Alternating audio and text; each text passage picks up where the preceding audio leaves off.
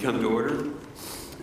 The Senate Armed Services Committee today meets to continue receiving the posture statements from our combatant commands. Testifying today are General Curtis Scaparrotti, Commander of the United States European Command, and General Stephen Lyons, Commander of the United States Transportation Command. I welcome both of you here and thank you for your service. The Senate Armed Services Committee's top priority is to ensure the effective implementation of the National Defense Strategy. That's our blueprint. We pretty much agreed to that. It means that we need urgent change at significant scale to address the challenges of strategic competition with Russia and China. Just got back from Munich, Kosovo, Djibouti, Algeria, and these areas, and that's where Russia and China is, and we need to be aware of the strength and what the competition is. Putin has demonstrated both the capability and the intent to use force to achieve his objective, most notably in Georgia, Ukraine, and Syria. Putin won't hesitate to use other tools in his arsenal as well, whether it's cyber attacks, election meddling, or assassinations with chemical weapons. Perceived weakness will only provoke further aggression from Putin. That's why efforts such as full support for the European Deterrence Initiative, that's made up of primarily the old Soviet Union countries, provides the defensive lethal assistance to Ukraine, and why they're so important. Likewise, we need a defense budget that is of sufficient size and invests in key capabilities we need in Europe, areas like long-range fires, cruise missile defense, anti-submarine warfare, and the supporting infrastructure. I was in Munich 2 weeks ago, and it was clear that we can't be successful in strategic competition with Russia without a strong and unified NATO alliance. America is safer and stronger because of our NATO alliance. And General Scaparrotti, I look forward to your thoughts along these issues. General Lyons, you have had a long history with TRANSCOM, serving as its deputy commander for 2 years before assuming your current role. I look forward to hearing your assessment of the services and the resources that you have there, because I know that there's some discussion even of some privatization in that area. So we'll be anxious to hear your statements. Before I turn to Senator Reid, I'd like to remind all of our members that we will have a classified closed briefing, informal briefing at 2:30 in the Visitor Center with both of our witnesses. Senator Reid. Thank you very much, Mr. Chairman. Let me join you in welcoming our witnesses this morning. General Scaparrotti is returning to testify before the committee for the third time on the U.S. military posture and programs in Europe. He's dual-hatted as commander of U.S. European Command and NATO Supreme Allied Commander of the SACEUR. And welcome, General Scaparrotti. General Lyons, I want to welcome you to your first posture hearing before this committee. Let me thank both of you for your many decades of military service, and please extend our appreciation to the dedicated men and women serving under your commands. Thank them very much for us. Over the last several years, the security challenges in the U.S. European Command have grown increasingly complex.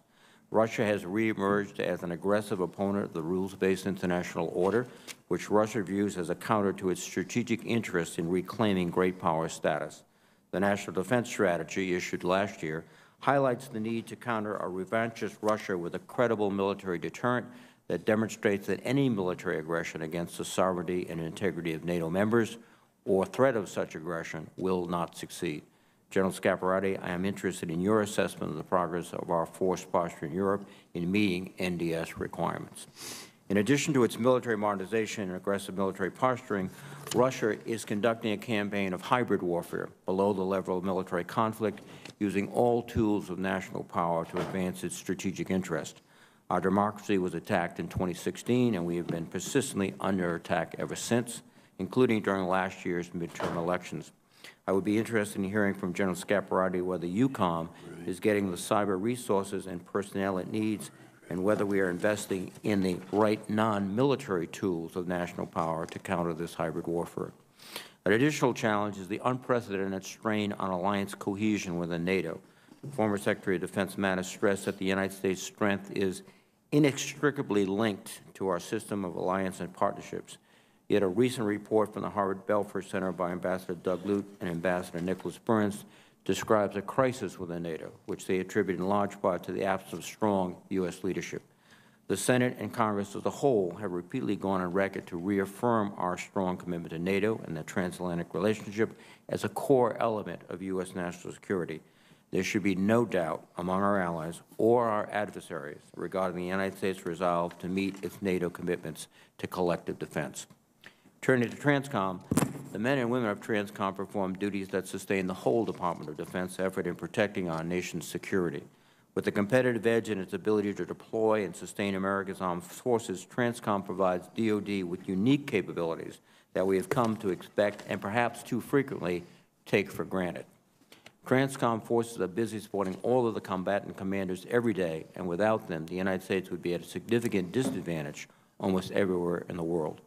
The Ready Reserve Force, or RRF, is a group of cargo ships held in readiness by the Maritime Administration, but it is aging and will need to be modernized over the next decade.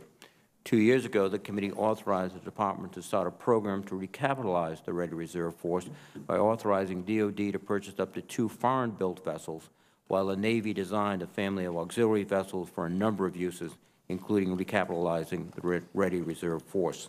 Then last year, Congress authorized the Department to buy 5 more foreign-built vessels as soon as the Department put forward a funded plan to build new ships for the RRF in U.S. shipyards. General Lyons, I'm interested in the status and the next steps for RRF recapitalization in FY 2020.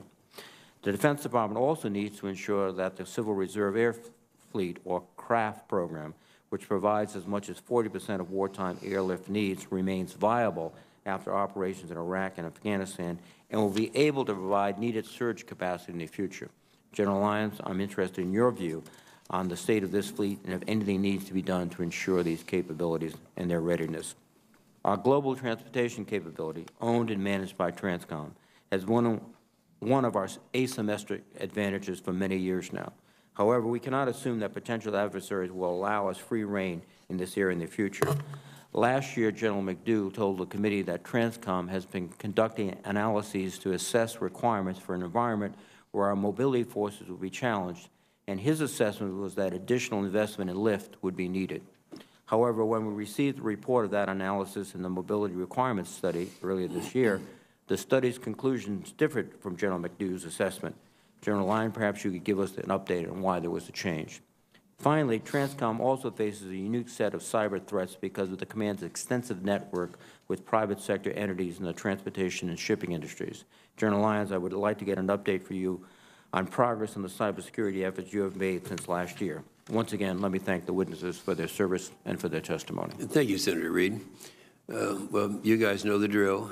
First, you're going to have 5 minutes. Try not to exceed 5 minutes, but your entire statement will be made a part of the record. We'll start with you, General Scaparrotti. Chairman Inhofe, Ranking Member Reed, distinguished members of the committee, good morning and thank you for the opportunity to appear before you today as the Commander of United States European Command. I'm honored to be here today, or this morning, with General Steve Lyons as well. First and foremost, I want to thank you for Congress's support of the service members, civilians, and families in Europe. These warriors demonstrate selfless service and dedication to the Euro-Atlantic defense, a mission that is essential to our national security and to maintaining global peace and prosperity. We as a nation are blessed by their voluntary and exceptional service. Thank you again for your steadfast support of these patriots and their mission. The threats facing U.S. interests in the EUCOM area of responsibility, which includes Israel, are real and growing. They are complex, trans-regional, all-domain, and multifunctional. This remains one of the most dynamic periods in recent history, in my view. Russia has continued its reemergence as a strategic competitor and remains the primary threat to a stable Euro-Atlantic security environment.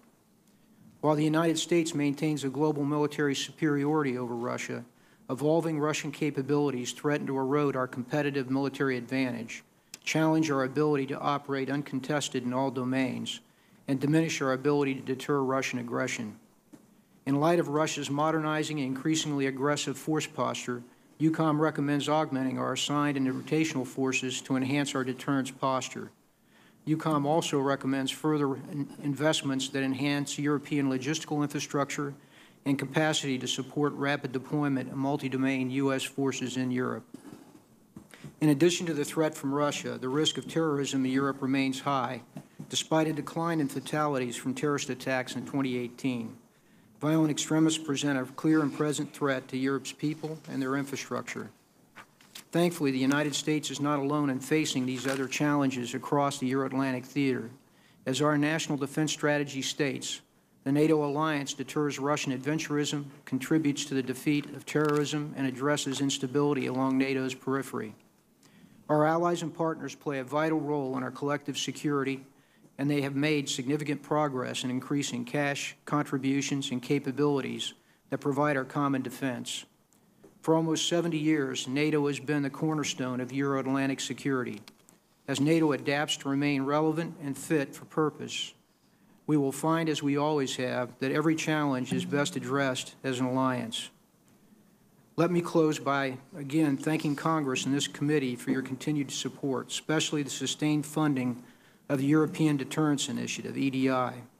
EUCOM's future success in implementing our national defense strategy and fulfilling our mission is only possible with Congress's support. Thank you, and I look forward to your questions, Chairman. Thank you, General Scaparrotti. General Lyons. Chairman Inhofe, Ranking Member Reed, distinguished members, it is an honor to testify before you today and represent the men and women of United States Transportation Command. I'm pleased to join General Scaparrotti. He's one of several, but very important supported commands to the United States Transportation Command, and his more than 40 years of exceptional leadership remains a stellar example for all of us. I could not be more proud of the more than 120,000 soldiers, sailors, airmen, Marines, and Coast Guardsmen and civil servants that are assigned to United States Transportation Command.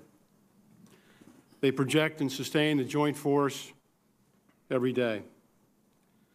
The Department's global deployment networks, transportation capacity in air, on land, and over the sea, and our global command and control capabilities combine to provide the United States with a strategic comparative advantage unmatched around the world. Somewhere on the globe, a Transcom aircraft is touching down every 3 minutes. Transcom ships are underway, area refueling missions are orbiting overhead, and planes converted to intensive care units are moving our nation's ill and injured. I should remind everybody, though, that the key to our success is global access, and I would like to highlight that our allies and like-minded partners that provide access to key regions, support substantial basing, and reinforce DoD's global reach are critical to our mission. We know we must never take our success for granted. For decades, we could generally deploy our forces when we wanted, assemble them where we wanted, and operate how we wanted. With the rise of great power competition, we can no longer assume that we can operate with impunity. Before closing, I'd like to acknowledge the letters that I received from more than a dozen members of Congress concerning the Defense Personal Property Program, which relocates the household goods for our service members, civilians, and their families. Simply put, I agree. We lack the capacity during peak season, and we lack measures to hold industry accountable.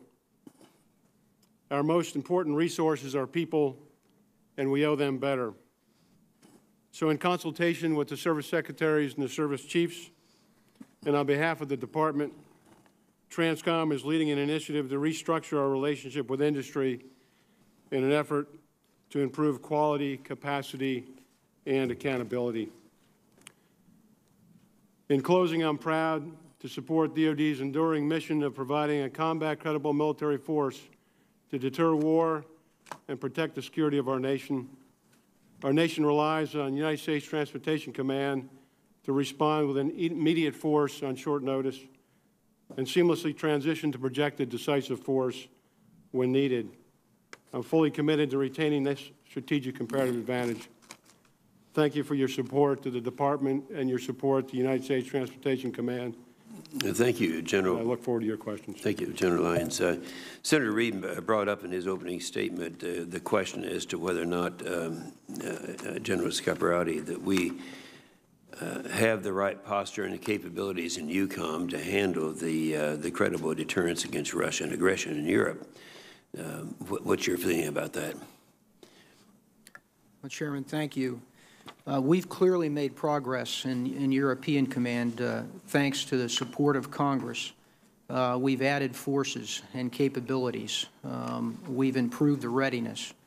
But I would tell you, in response to your question, that I'm not comfortable yet with the deterrent posture that we have in Europe in support of the National Defense Strategy. Where are the shortfalls as you see them? Sure, I have shortfalls in our land component.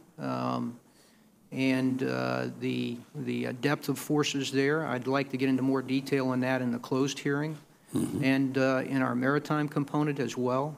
Both of those in particular, when you look at both the building capability and the modernization of the Russian forces that we face there. And then finally, of concern is my intelligence, surveillance, and reconnaissance capacity. Given that increasing and growing threat of Russia, I need more ISR. And again, in the closed hearing, I can go into detail. Okay, you'll have that opportunity at 2:30 today. General Scaparrotti, we keep hearing from sources that maybe we have some redundancy in our nuclear program. Now, we've been guilty, I think, for a long period of time in not addressing our nuclear modernization. We now are faced with a situation where we have both Russia and China with what we'd call a triad system. And I think that people with your background need to respond as to why a triad system is not redundant and is necessary. Well, sir, first of all, our strategic nuclear force is critical to our deterrence and our security. And a triad as a part of that force is important as well. The triad gives each one of those legs of the component give us specific qualities that are somewhat different. And we need those differing qualities just for a safeguard within the components itself, but also to make it complex for our adversaries to determine or believe that they have the opportunity to strike and gain dominance. And I think with a triad, I'm certain that they can't. I would note that they also have a triad as well. Yeah, and it needs to be repeated because the suggestions keep coming on. This is in Ukraine. Russia's now in their 6th year at war there. We've talked about, and we've actually had language in our defense authorization bills to send lethal help to Ukraine. And to my knowledge, there's only been one case where we actually were using lethal assistance. That was in the Javelin. Can you tell us why we have not been able to successfully do that since the authorization is there? Senator, I think, as it works as recommendations for Ukraine, particularly in the lethal side, work its way, it has to go through the policy deliberations that provide authority to deploy those kinds of weapon systems. And as you stated, we got the authority with Javelin. The Ukrainians, in my view, have trained very well for the use of that. They've been responsible in the security and the deployment of it. And we watch that closely. So they've handled that well. There are other systems, sniper systems, ammunition, and perhaps looking at the Kerch Straits, perhaps consideration for naval systems as well here in the future as we move forward. Well, we have the authorization bill coming up. Is this something you think that we might need some more language on? Well, as you will see, I'll have recommendations for that. Good. And I would like consideration of those recommendations. Okay, appreciate that. General Lyons, I know there's a problem in trying to get all the service materials transported out where they are needed, and recently there's been some suggestion that maybe some of that should be contracted out. Now, we have gone through some problems with the housing program recently on contracting out. Do you have any comments to make about that as being one of the solutions to the problem that we face getting this material out? Chairman, and if you're referring to the Joint Deployment Enterprise, we're inextricably linked to industry at multiple levels. If we're referring specifically about the household good program, I think that's what you're referring to, sir? That's what I'm referring to, and that's where the suggestion has come out. Yes, sir. And what I would say on that is that's 100% commercial industry. It's not an effort to privatize whatsoever, but it is an effort to restructure our relationship with industry in a way that delivers higher quality capacity and holds carriers and the government accountable. Good. Senator Reid. Thank you very much, Mr. Chairman. Again, gentlemen, thank you for your service and for your testimony. Last March, General Scaparrotti, you testified before the committee. I don't believe there is an effective unification across the interagency with the energy and the focus that we could attain. Is that still your view? Yes, Senator, it's still my view. We've improved, and Congress, as you know, has committed funding to some of the entities in the interagency to help us with this, but it's still my view. And I presume, based on your response, that we need a synchronized campaign prosecuted in a unified manner across the interagency, which is multiple institutions, to counter Russian hybrid warfare and to deter anything greater than that. Is that accurate? That's correct, Senator. We need a whole-of-government approach to this. Where are the gaps right now? Where are we're not making the investments, in your view? Well, I think actually we need to probably get greater focus and energy into actually a strategy, multifaceted strategy to counter Russia.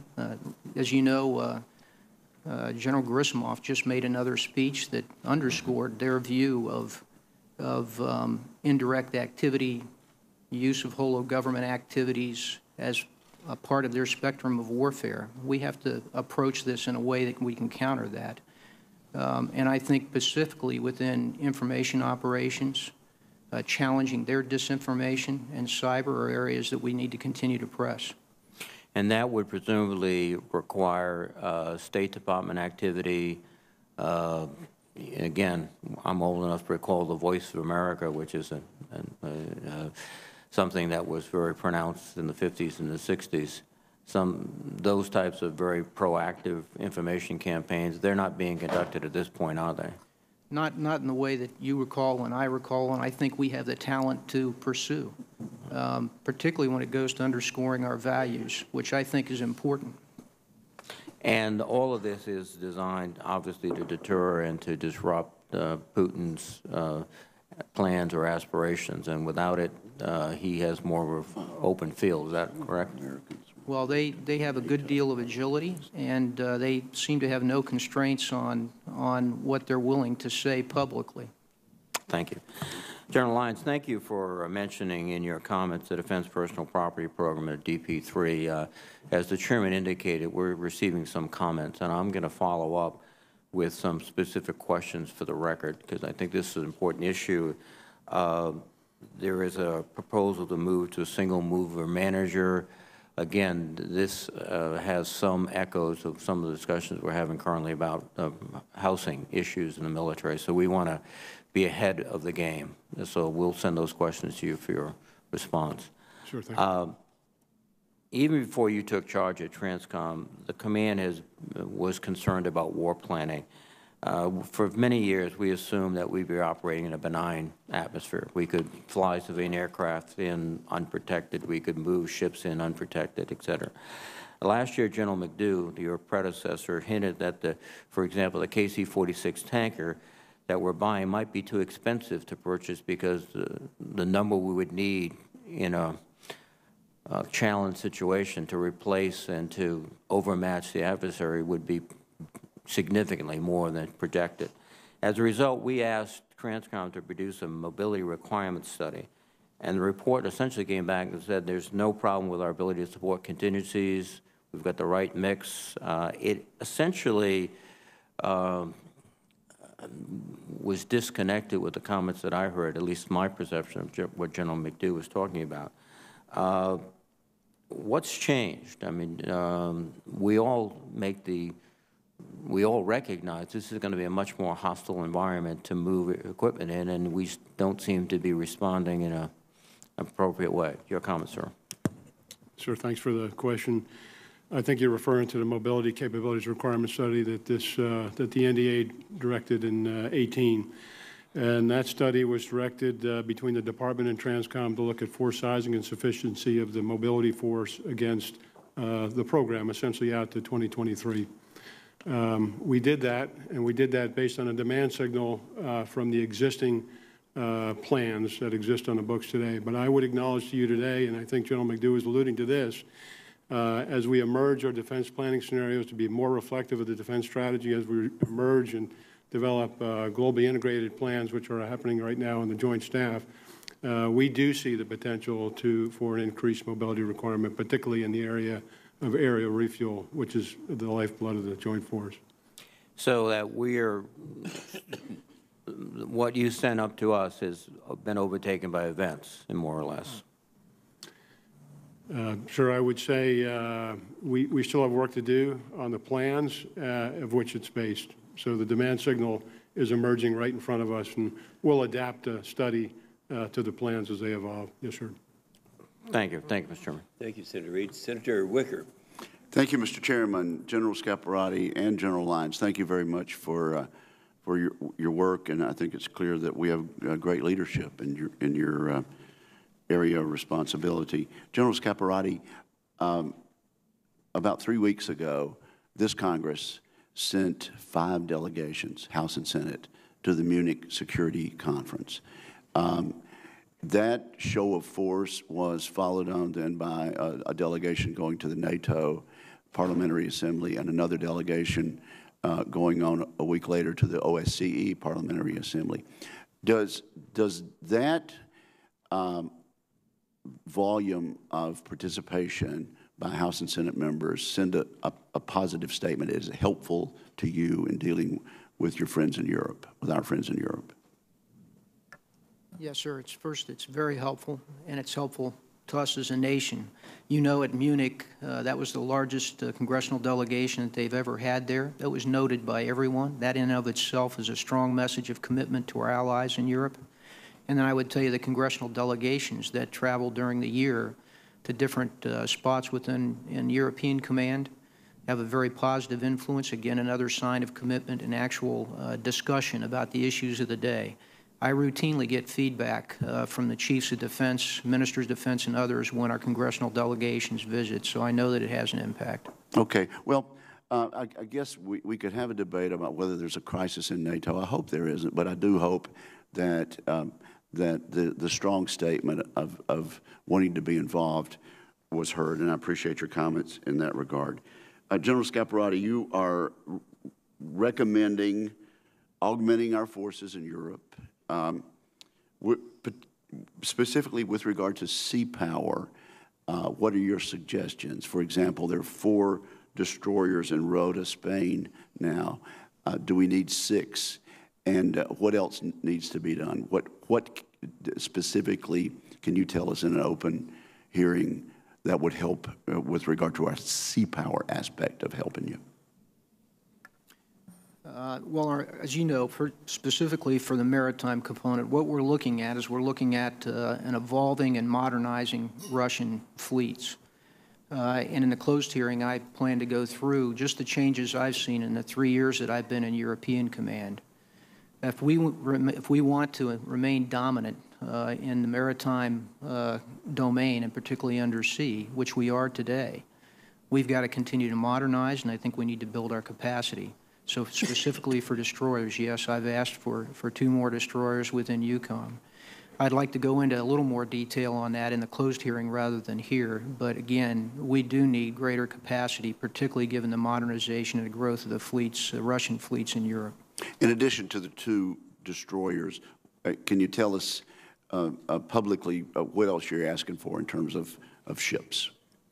Well, this primarily has to do with capabilities that deal with the numbers of Russian ships that we see within our theater today, and also for anti-submarine warfare. And I'd like to go into the more detailed piece in a closed hearing. Are we going to need more ships or fewer ships?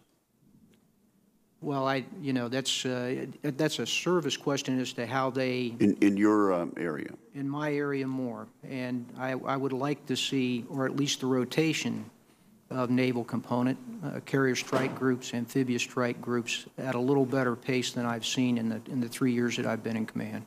General, at the Halifax Security Conference and at the Munich Security Conference, a number of us met individually with the defense minister from Turkey. At the military level, are we doing better with Turkey than it would appear on the front pages of the newspapers? What's the news out of Turkey recently, and is there any good news? Well, I would say, first of all, that we have a good, very strong mill-to-mill relationship with our counterparts in Turkey. I know very well their chief of defense and their minister of defense, who was the chief prior to this, prior to him becoming the minister. We do have some differences, as you know, and you can see in the paper, but we have very candid and frank conversations, and we've been very successful at working through mutual interest to this point. Our mill-to-mill relationship, as it reflects in the deployment of our forces, in my view, has improved over the past year. And so that's what I would hope that our work together will continue to do here as we look at the tough issues we've got to face within the European Command. So in terms of military to military, things are a little better than they were a year ago. They are. They've improved, and I think we have a good, candid relationship. Thank you, sir. Thank you, Senator Wicker. Senator King. Thank you, Mr. Chairman. First, General Lyons, I noted your concern about the movement of personal items and want to volunteer as a consultant. 50 years ago, I worked for Allied Van Lines in this area moving military families. So if you need technical assistance, it's a lot better, for example, to move a carton, to pick up a carton of lampshades than it is books. I learned that the hard way. Sure, anyway, I couldn't resist. You brought back a lot of memories when you talked about moving furniture for military families. General Scaparrotti, I know you touched on this, but game out for me what happens if little green men appear in Lithuania or Latvia. How do we have we war gamed what happened in the Ukraine and Crimea? How do we respond? It seems to me this is a real challenge for our whole deterrent posture. Well, yes, we've taken a close look at both what's happened in the past and what we think could potentially happen here in the future. The first thing I would say is that as a result of that, we've worked with our allies in the Baltics, Poland, Romania, Bulgaria, along the eastern border, on what we've learned and also on the capabilities that we think we need as an alliance, both them and us, in order to deter this. And our first perspective is, what do we do today to ensure that Russia fully understands the commitment of Article 5 for an alliance? But the question is, what's the definition of attack? It seems to me that's the gray area that we're in, to know when and how to respond when it's not clear that it's tanks aren't rolling across the border. Well, you hit it on. I mean, the thing that I worry about most. You can continue that. You hit it on the head, Senator. I like that in the record. Well, you did. The thing that's difficult is not necessarily an actual attack that you can see coming. It's actually the kind of subversive undermining of both the nation's authority, one of the nations that they're undermining, which is what they do, and other elements of power that aren't necessarily military. The military would be one of the last that they want to use. So that's the most difficult. But we also work with our interagency to the point that Senator Reid made. That's the importance of all of our elements of power here. When you can combine 29 nations with their elements of power in response to Russia's, there's a slam dunk. There's no doubt that we can handle this and they'll be deterred. But we've got to work together. A question about funding and budgets. We haven't seen a budget yet, but there's a talk that there will be a significant increase in military budget, but primarily in OCO, as opposed to line items. Give me your thoughts about having money in OCO rather than allocations and authorizations that you can put to work in your AOR. Well, primarily, those budgets that come in within the base budgets itself laid out in a FIDEP give me greater stability and knowledge of what's coming in the future. So really what we need is predictability. OCO tends to fluctuate each year. And so, you know, I personally underscore the greater predictability we have and stability in our budget as we look forward. Obviously, the more efficient we can be with our funding and the more sure that what we need in terms of force capability, readiness, et cetera, can be planned and we can deliver it. Thank you. I appreciate that. General Lyons, you mentioned in your testimony, and it's clear that a large part of your responsibility is met through civilian enterprises, shipping, airplanes. Are you, and I know you talked about this, but please outline for us your level of satisfaction and confidence in the cybersecurity of the private sector partners? Sure, we acknowledge this is a significant challenge. We work very closely with our industry partners. As a matter of fact, we've introduced language into our contracts. We require self-assessments. We do a level of analysis on that, and we work more closely to ensure that their resiliency is improving. However, I would admit to you that if an advanced persistent threat actor were on their systems today, it would be problematic. There's no question about that. And fortunately, we have multiple areas. Do you red team their systems? Self-analysis doesn't make me sleep a lot better at night. Do you have a red team capacity where you can mock attack them to show them their vulnerabilities? No, Senator, we do not. I would urge you to consider that as an option in other areas of the government. That's been very effective. It has a way of waking people up when a skull and crossbones appears on the CEO's computer. Sure, I agree with that. Thank you, General. Thank you, Mr. Chairman. Okay, Senator Fisher. Thank you, Mr. Chairman. General Lyons, as you know, Nebraska is the home of the 155th Air Refueling Wing, and that plays an important role, especially during deployment with your command. I'm proud of those airmen. I just met with them a couple of weeks ago back in Nebraska. But my question to you is, when we're looking at the challenges and the risks that we're facing in order to meet the future demands, you kind of touched on that earlier. What is the biggest issue you see contributing to the limiting capacity in the fleet? Ma'am, specifically in the area of aerial refueling? Yes. I think you alluded to this. I mean, aerial refueling is the lifeblood of the Joint Forces' ability to project power immediately. There's nothing in the Joint Force we can do without that capability. And so I was very pleased to see the Air Force accept the KC-46 and begin that modernization process. I think that's a very important first step.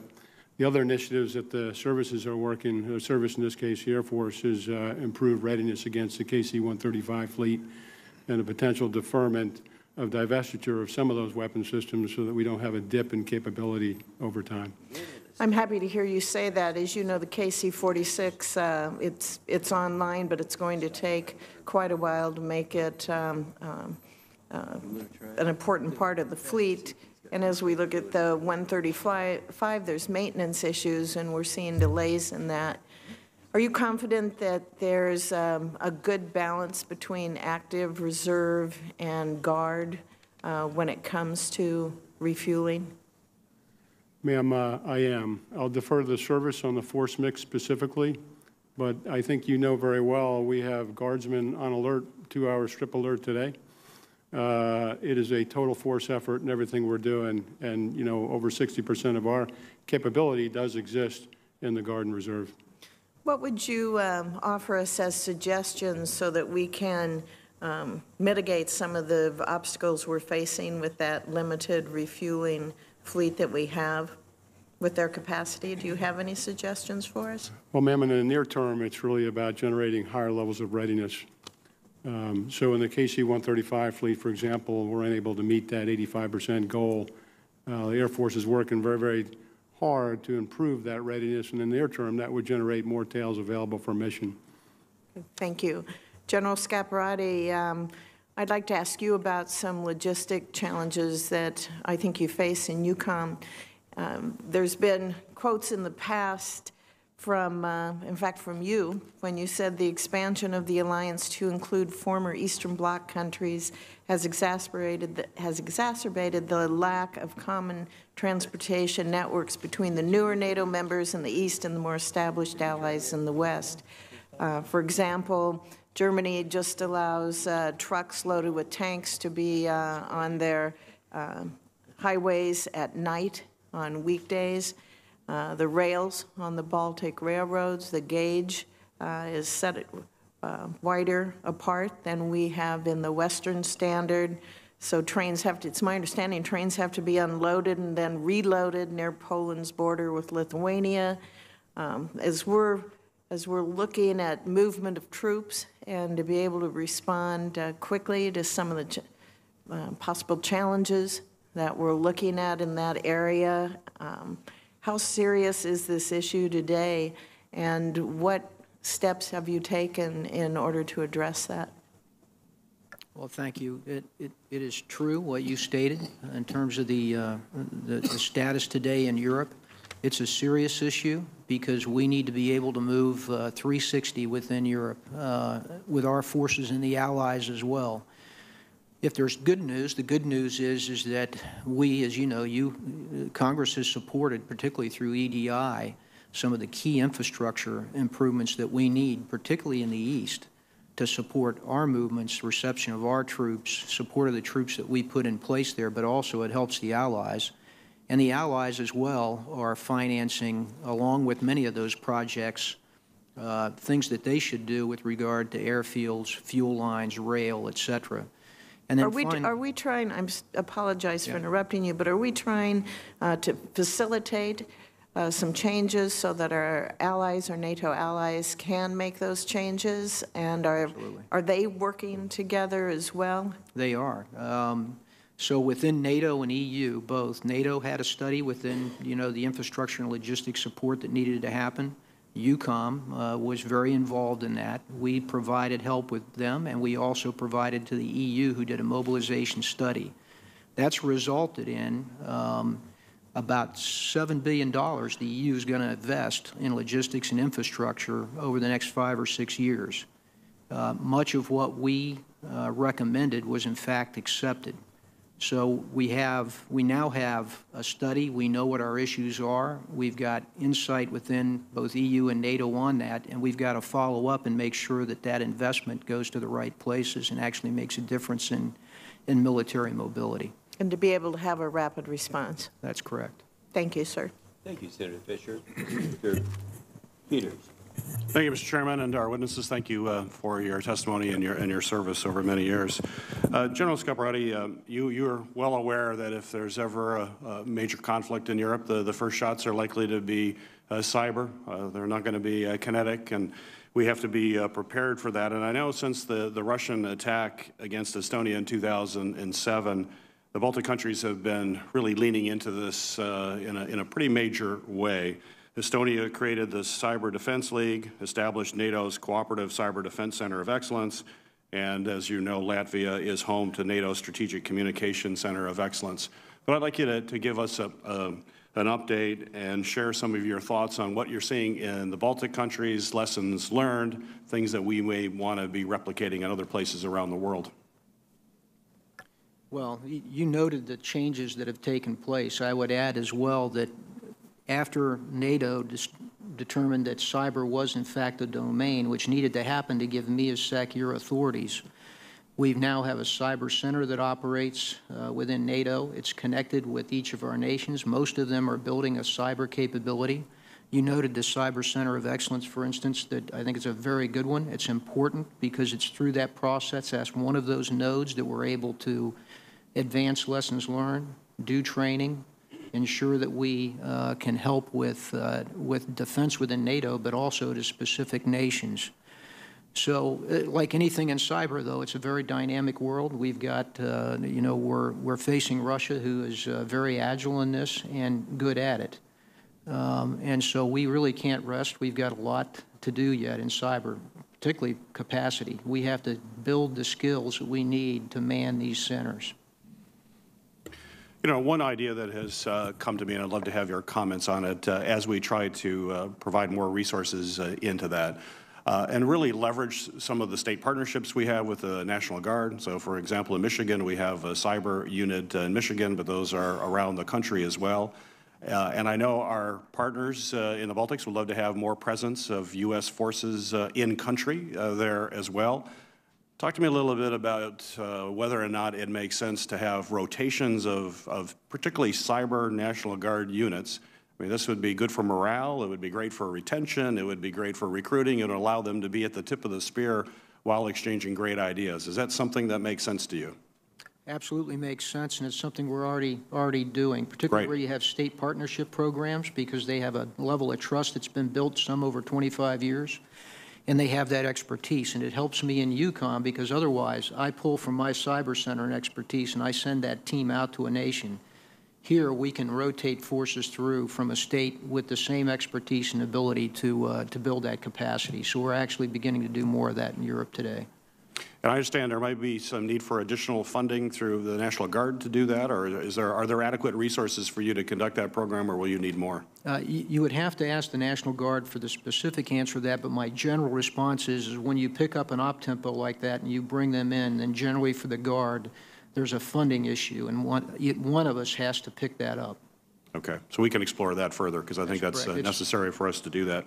General Lyons, I'm a former Supply Corps officer in the U.S. Navy Reserve, and so I think there's a lot of truth in General Omar Bradley's maxim that amateurs talk tactics and professionals study logistics. And so it's good to have you here. And I wanted you to comment a little bit about a recent Defense Science Board Task Force Survivability Logistics publication that came out that talked about the decay in logistic readiness was perhaps a result of insufficient wargaming that incorporated logistics that are, in a lot of war games, are typically just wished away. We know professionals can't wish away logistics or you're in a world of hurt pretty quickly. Could you comment on that report and give us an update on how you're integrating combatant commanders with exercises so the logistics is an integral part of wargaming and a real part of wargaming, not just wished away? Senator, thanks for the question. I am familiar with the report. There are efforts actually ongoing now, given the defense strategy and the security environment that will operate in the future, to better connect logistics outcomes, for example, in TRANSCOM's case, mobility outputs and our ability to generate the force with campaign analysis, which is currently disconnected. So we're working with the department to move in that direction in the future. General Scaparrotti, briefly, I know we're running out of time, but how is that being incorporated in your wargaming? We work very closely here in terms of our wargaming and do transportation feasibility in each one of those. So our planners, in fact, work with his, either coming back or they come when we do our war planning. And that's just a standard part of what we do. And you don't think it's just being wished away, the logistics challenges in a war game? No, I don't. In fact, if anything, we've leaned into this and trying to be very factual about what our problems will be, and particularly with respect to those in Europe, as we mentioned earlier. Great. Thank you, gentlemen. Thank you, Mr. Chairman. Thank you, gentlemen. General Scaparrotti, welcome to your last hearing, and General Lyons to your first hearing. I'm sure there were no jokes made at General Lyons' expense before this hearing began by General Scaparrotti. General Lyons, with a smile on your face, I'd like to address some issues I've heard from logistics companies, including some in Arkansas, about dealing not just with your command, but with the federal government as a whole. But obviously your command is one of the largest, if not the largest in the entire government when it comes to moving things and equipment. They express frustrations with the kind of inscrutability or perplexed at the bureaucratic challenges of dealing with the government. A lot of these companies are either run by veterans or they have a large veteran workforce, given the training that the military gives its personnel in logistics. They would like to work more with the government and with TRANSCOM in particular. They just sometimes find it to be a challenge. What kind of working groups, if any, does TRANSCOM have with private industry to try to make what you do more transparent to them so they can better serve our personnel through your command? Senator, it's a great question. We are inextricably linked in our relationship with industry and our ability to generate the force. We have a relationship with our industry partners at multiple echelons, all the way from action officer to executive working groups that my three-star deputy leads. I also meet at least 2 times a year with the senior executives from our industry partners. And I acknowledge your point that from time to time, based on our federal acquisition regulations, it can be a bit of an obstacle to work with the government. And so we try to minimize that as much as possible. And in fact, that's really, Senator, what's driving some of our restructure initiatives in the household goods side of the House to open up the market to more capacity. Good. I'd just like to encourage that kind of linkage to continue, especially, I mean, as the logistics industry changes so rapidly through the use of information technology, the more connections you can have to private sector leaders and to the people who are out doing these on the front lines, I think it'll just be beneficial to the personnel that you're serving, you know, on the front lines, whether it's moving those household goods in summer months or getting material downrange as well. And I'd like to, you know, have my office continue to work with your command to try to facilitate some of those conversations. Sure, it'll be great. Thank you. General Scaparrotti, I noted with great interest that Vladimir Putin yesterday directed Russia to withdraw from the Intermediate Range Nuclear Forces Treaty, which I find somewhat ironic since they have been violating their commitments under the INF Treaty for the last 10 years. Do you have any thoughts on that news? It would only be to underscore what you just suggested, and that was the fact that they left the INF Treaty some time ago, years ago, by you know, very deliberately producing a weapon in violation, and they've been deploying that weapon. And the United States government has publicly recognized these violations under both the Obama administration and the Trump administration. We recently announced our intent to withdraw from the INF Treaty. Was there any public opposition from a NATO partner, or was it uniform NATO support for the United States' decision to withdraw from that treaty? NATO, both in December and February, produced very strong statements in support of each step that we took in terms of our withdrawal from the INF Treaty. I would say that our NATO allies understand that the INF is a very important component to European security from their view. They will emphasize, I'm sure you've heard them with each step, that they would hope that we would continue to work to bring Russia back into compliance before we're fully out, the 6-month period, or that we would look forward from that then to perhaps a new treaty that would encompass the new weapon systems, et cetera. So they very much understand the importance of this, but they did support us strongly, 29 nations strongly, in our decision. Thank you. Obviously, one reason why it's in our national security interest to withdraw from the INF Treaty, besides Russia's noncompliance with the treaty, is that China has been free to build intermediate-range missiles at unlimited rates for decades now. And as you know from your time at U.S. Forces Korea, that has a significant impact on our security interest in the Pacific region. But China's not just limited there, it wants to be a global player. I noted with interest last year that the government of Denmark agreed to build some airports at Greenland, which it controls. Not exactly considered a traditional EUCOM area, but it is within your area of operations. What are the implications of Chinese presence if they were to get a foothold, which they were largely denied in that airport construction project last year in the high north? Well, it could have an absolute impact. I mean, I'm concerned personally about the strategic investments that we see by China throughout Europe in air and seaports or vicinities of that, and critical technologies and companies that hold that, particularly in the high north, where you note Greenland and Iceland both are important bodies in that line of communication. So I think we need to watch carefully China's investment in these ports. And as you know, many of their commercial companies are actually state-owned. Thank you. General Scaparrotti, I want to thank you for your service to our nation for over 40 years.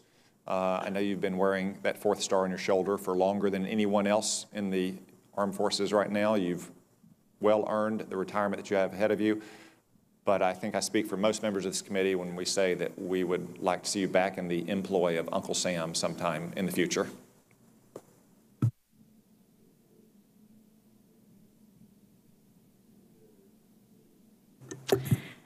Well, thank you both for being here and for your service to the country. General Lyons, I want to follow up on some of the concerns that have been raised by Senator Reid and Fisher about the phasing out of our KC-135s and when the KC-46s are going to arrive. It's my understanding that in New Hampshire, where we have the 157th Air Refueling Wing, that there will be a period of months between the time the 135 is phased out and the 46 is delivered, given that it's already behind schedule. Can you comment on what we should assume will happen during those months when there's no refueling capacity, and whether the intent will be to try and keep the 135s around longer until the delivery of the 46s? Ma'am, from my perspective, that's the key issue, is to maintain operational capability throughout the conversion. And the Air Force is working that very issue. In fact, they're working currently to delay the divestiture of a select number of KC-135s so that we don't have this exorbitant dip in capability over time. And so the service is working that, ma'am. And should we assume that that's going to happen? I mean, I appreciate that the service is working it, but does that mean that we are going to see that extension happen? Senator, it's been my request. It's been well received by both the air component and the chief. Obviously, it's going to cost some money, and when the money is put into the program, that's when we'll know. But the intent is to retain 28 weapon systems beyond their currently scheduled retirement. Thank you. And in terms of Boeing's delivery of the 46s, I know that they have accepted or made a commitment to address some of the concerns that have been expressed about the tankers. Do we know whether that's going to speed up the further delivery, or should we assume that we're going to see further delays? Ma'am, the decision to deliver, I think, was a good one. Right now, we're on a pause, as you may know, based on some Boeing issues with foreign object. I don't have a sense until that's cleared up for what the impact on the program, but I'll talk to the Air Force about that. Thank you. I appreciate that, and I'm sure that all of us hope that Boeing will do everything they can to make sure that those deliveries are done to address the concerns that have been raised. Yes, General Scaparrotti, you mentioned in your testimony the concern about Turkey acquiring the S-400 at the same time they're supposed to take delivery of the F-35s. And I know that there has been an effort underway to try and encourage Turkey to look at other alternatives, and that there was an offer made early in January for the sale of the Patriot system. They have until the end of March, it's my understanding, to decide whether they're going to take delivery of that or not. But the question I have is, if Turkey moves forward with the agreement with Russia on the S-400, do we assume that they should receive delivery of the F-35s, and what does that do to their accessing that technology? Senator, I would say, first of all, if they accept the S-400 and to establish it within Turkey, there's first of all an issue of that it's not interoperable with NATO systems, nor is it interoperable inside of our integrated air missile defense system. So that presents one problem. The second has to do with the F-35. It presents a problem to all of our aircraft, but specifically the F-35, I believe. And my best military advice would be that we don't then follow through with the F-35, flying it, or working with an ally that's working with Russian systems, particularly air defense systems, with one of our, what I would say is probably one of our most advanced technological capabilities. I'm pleased to hear you say that. The question I guess I have is, I understand that some of the parts for the F-35 are being made in Turkey, and what happens to that assembly, and who picks up that slack if Turkey can't receive the F-35? Well, that's one of the issues that's being considered and will be considered, I'm sure, as you know. But for them, I would just underscore the fact that this is a huge decision for Turkey, and we've continuously, I've talked to them personally, as all of our leadership has. It connects in many different ways to the employment and the integration that they have within the system itself, the F-35, but also to FMS and other systems that we sell to Turkey as well. And so I would hope that they would reconsider this one decision on S-400, one system, but potentially forfeit many of the other systems and one of the most important systems that we can provide them. Well, thank you. I share that view. I think Turkey is an important ally, but it's one that we hope to be able to depend on. Thank you, Mr. Chairman. Thank you, Senator Shaheen. Let me inform you that some of the KC-46s have been delivered. In fact, I flew the right seat of a KC-46 from Seattle, Washington to Altus. It's running fine. Senator Sullivan. Thank you, Mr. Chairman. And gentlemen, thank you for being here and your service. General Scaparrotti, I want to talk about a few things. First, there's a narrative that I think is played out a lot in the media that the administration or what you're doing in your capacity is somehow being weak on Russia and Putin. So just want to talk about a few actions that under your leadership we've been taking, because isn't it true that the one thing that Putin understands more than anything is power, right? Would you agree with that? I would agree. Power, military forces, energy production, not words, but actual power. Mm-hmm. So does it help that we have now forces, our forces, deployed in countries like Poland and the Baltics and the European Reassurance Initiative, which this committee's supported in a bipartisan fashion? Yes, sir. Very important. How about, it doesn't get a lot of press, but my colleague Senator Ernst was recently in Ukraine. And as you know, the previous administration was reluctant and never helped the Ukrainians with defensive weapons systems that they could use to protect themselves. Under Secretary Mattis's leadership, when he got involved, we did provide the Ukrainians the Javelin anti-tank missile system. How is that working out? Well, Senator, first of all, as I said earlier in testimony, they've received the system. I've been impressed with their training and their preparation to utilize it. You think that makes Russian T-72 tank drivers in eastern Ukraine a little more nervous? I think it does. I think the fact that they have a Javelin that they could employ and they know how to employ it is a deterrent. Are we seeing any force posture indications that they're taking that into consideration when they're moving those kind of forces? When I'm talking about the Russian forces. Not directly, because we've not employed them right on the line. The Ukrainians haven't, but I'm sure that they're aware of them, and they take that in consideration in the employment of their forces or where they put them. They know that it would be it's a lethal weapon system. Okay, thank you.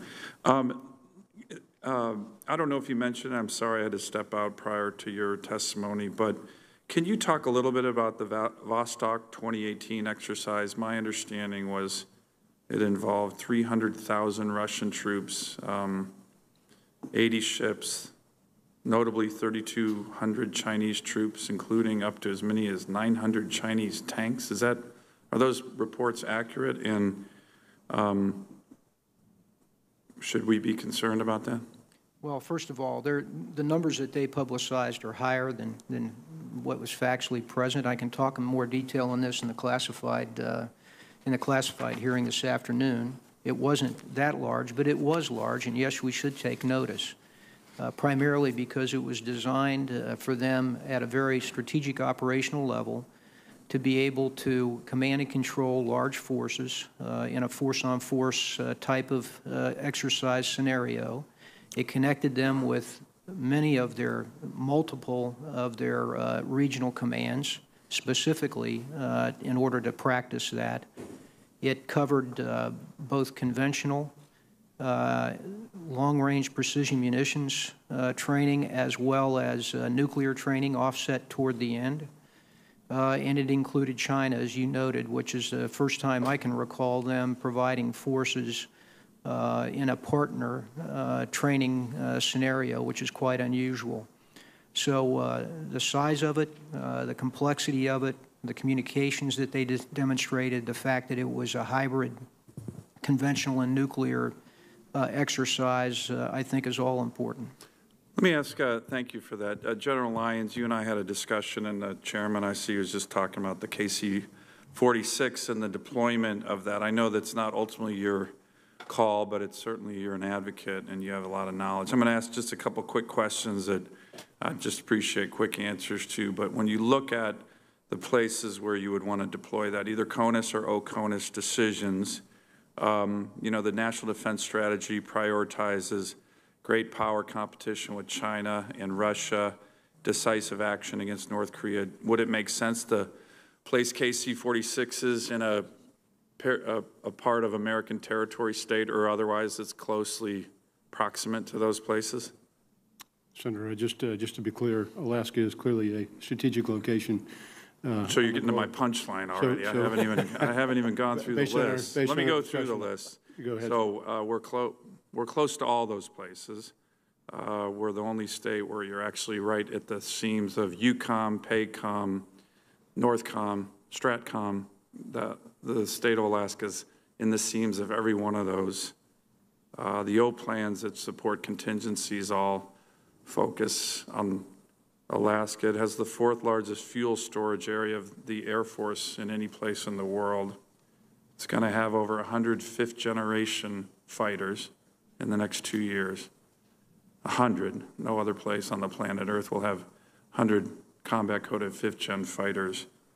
It has the existing infrastructure to support aerial refueling operations. And J-Park will be the best training place for 5th-gen aircraft anywhere in the world. So is you're advocating for the KC-46? I mean, of course I'm advocating for the state I represent, but I wouldn't do it unless I thought it made 100% strategic sense. So just give me your thoughts on that very quickly. Sir, I know the Air Force is still developing the basing plan. It's not complete yet, particularly in the future years.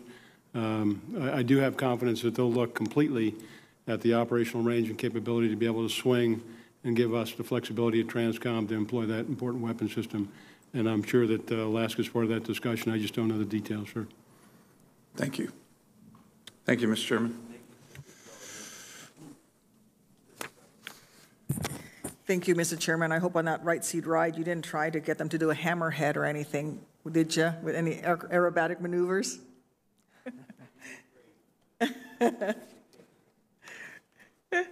Stay within the restrictions.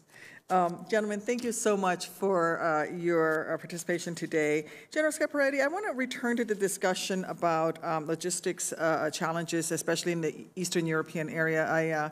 Illinois National Guard has been the sponsor in the State Partnership for Peace program with the nation of Poland for 28 years now, I believe, 27 plus years. So through my service, I'm somewhat familiar with the challenges that we face there. Could you update us on how the establishment of the NATO Joint Support and Enabling Command is going? And let's remind us of why it was created and what it will better enable you to do in theater to respond to Russian aggression. And when will this command be fully operational? The establishment of JSEC, as you called it, is moving, I think, on timeline. It's actually ahead of pace, in my view. The Germans, who are the framework nation for this headquarters in Ulm, Germany, have, in my view, they've really leaned into this. So they've already got their commander designated. They have a portion of the staff there. They've been present in my headquarters in shape to do the further planning that needs to take place to ensure that it's right-sized, to make sure that the planning, the understandings, roles, and responsibilities are correct. So that's really the piece that we're doing right now, but it's moving along very well. This fall is IOC, and it's another year before it be fully operational. So we've got some time here before it be fully operational. But I would say to you that I think they'll be ahead of that in terms of real output. They're already making a difference in terms of our logistics planning with other logistics commands within the headquarters and throughout the components. So I think they'll actually be leaning into that before they're actually fully established, so to speak.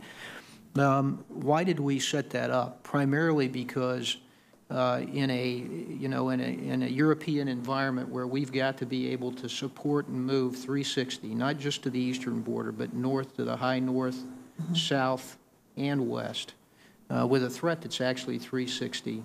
And then we needed to protect the central lines of communication, critical ports, seaports, and infrastructure in doing that, because it's been testified to here and by General Lyons, we're now in a contested environment. We needed a headquarters that both looked logistically as well as protection of those key assets. And that's really why we stood up that command, and it's well placed, being in kind of the heartland of Europe, so to speak, and sense of Germany. So it's a very important step for NATO to take, and I think it demonstrates NATO's focus on making sure that it will be relevant to the environment that we're in today. Thank you, General. General Lyons, how would TRANCOM plug into the JSEC, and has this been tested yet? I mean, how would you plug in times during conflict, for example, and have we tested it? Senator, first let me say just thank you for your understanding of logistics and the importance of logistics to warfighting. Greatly appreciate that. I've actually been to Europe several times. I've met with the leadership that were developing the JSEC, and I understand the concept very well. I think it's a great initiative that General Scaparrotti and his team are moving out on.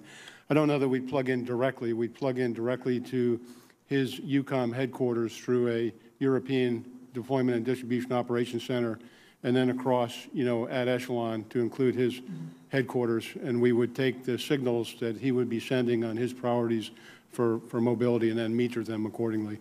And he would have the role then to integrate that from a coalition perspective.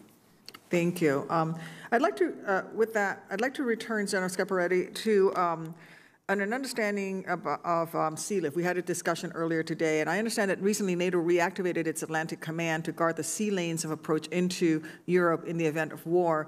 Can you describe for me in general terms the amount of SEALIF that would be required to move significant U.S. forces to Europe in the event of conflict? And are you comfortable with the amount of SEALIF at your disposal right now in the event of a conflict? Well, Senator, when we go to the closed section, I can probably get into more detail on that, but I would say it's significant. And because of the types of forces I move, I think Steve would agree that we rely on SEALIF largely for a lot of that bulk and heavy movement. I'm aware of the challenges to particularly our reserve force for naval forces. And our commercial support. That's all important if we had a full conflict in Europe. And so I would just underscore the importance of funding that, making sure that we have the readiness in the right place, because we'll rely on it heavily for any crisis in Europe. Thank you. We'll probably try to follow up in the session later today. Thank you, gentlemen. Thank you, Senator Duckworth. Let me just, since you brought up the KC-46, remind all of us here that that's replacing eventually the KC-135. The first KC-135 that was delivered to Altus Air Force Base was in 1959. So it's been operating for 60 years. It gives you an idea of the significance of the KC-46 to the distant future of that capability. Senator Hawley. Thank you, Mr. Chairman. General Scaparrotti, General Lyons, thank you both for being here. Thank you for your exemplary service, and thank you to the men and women under your command. General Scaparrotti, if I could just start with you. I want to talk a little bit about the NDS strategy commission. The NDS commission, various RAND studies and others have clearly indicated that we are not optimally postured to deal with a Russian assault into the Baltics in particular. And the NDS clearly states that the joint force has got to be prepared to blunt this assault and to prevent a Russian fait accompli. My question is, building on the positive work in the previous year's European defense initiatives and other activities, can you give us a progress report? I understand you may want to save some of this for the closed session, but can you give us a progress report on our force posturing developments to prevent that fait accompli? Where are we on this in your judgment? We've made clear progress, as I stated up front, that in this regard, and largely thankful to the support of Congress, particularly EDI, in funding the changes that we need to make. So we've made progress, I would tell you, in every domain that's important to that, including cyber in that, for instance. But we're not postured yet where we need to be. And as you cited, the studies that have come out recently have underscored that. So in a closed session, I would like the opportunity to talk to you more specifically about where we're at and what we're short. But for instance, we now have rotational brigades, an armored brigade, a CAB in the east, the battalion task force is a part of NATO. We have rotational air forces. We have rotational bomber forces. We have had twice now, well, 3 times actually, a carrier strike group, and once already in the high north for the first time in 20 years. We started at the beginning of my time here 3 years ago, we were moving 1 brigade at a time and challenged. A month ago, I moved 4 brigades, 2 armored, 2 cabs, simultaneously in Europe. That's progress. And thanks to Transcom and others that help us, do the work, provide the assets, increase the infrastructure to make that happen. So there's clearly progress, but we're not there yet.